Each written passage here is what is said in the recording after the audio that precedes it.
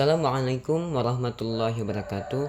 Kami dari kelompok 9 ingin mempresentasikan hasil PPT kami yang berjudul Pendidikan Islam pada Era Kemerdekaan, Kajian tentang Lembaga Pendidikan Islam di Indonesia.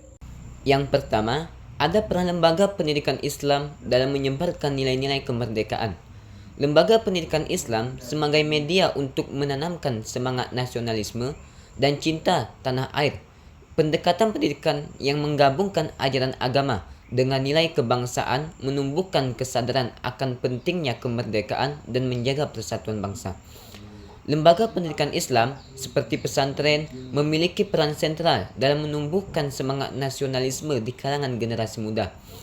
Mereka mendidik para santri dengan menanamkan nilai-nilai kebangsaan, kesetiaan kepada tanah air, dan rasa cinta terhadap negara Indonesia.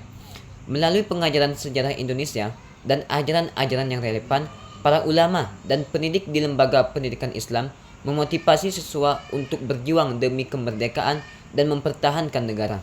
Yang kedua, ada pengaruh lembaga pendidikan Islam terhadap pemerintah Indonesia. Lembaga pendidikan Islam juga berperan dalam pengaruh politik dan kebijakan pemerintah terkait dengan pendidikan.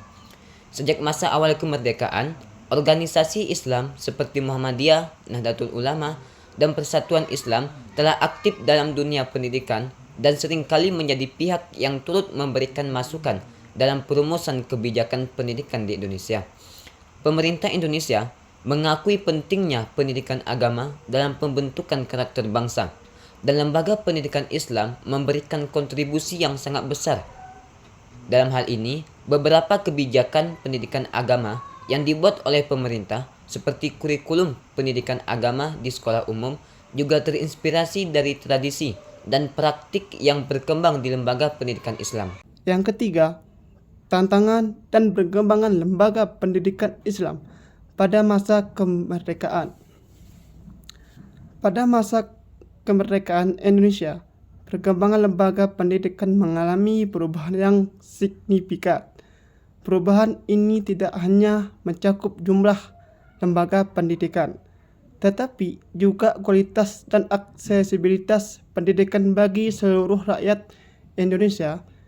Berikut adalah beberapa hal penting yang perlu dikenali mengenai perkembangan lembaga pendidikan pada masa kemerdekaan.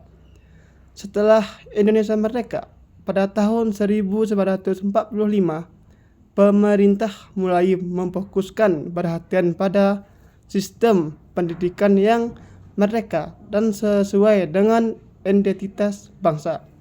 Hal ini terlihat dengan dikeluarkannya Undang-Undang Pendidikan Nomor 4 Tahun 1950 yang mengatur tentang pendidikan dasar.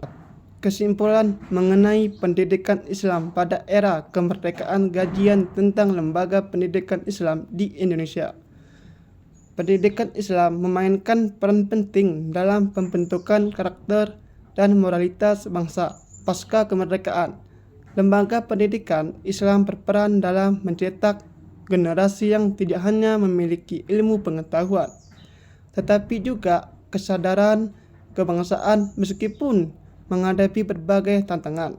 Lembaga pendidikan Islam terus berkembang dengan dukungan dari masyarakat dan pemerintah. Sekian presentasi dari hasil PPT kami. Lebih dan kurang kami mohon maaf. Kami akhiri dengan wabillahi taufiq wal hidayah. Assalamualaikum warahmatullahi wabarakatuh.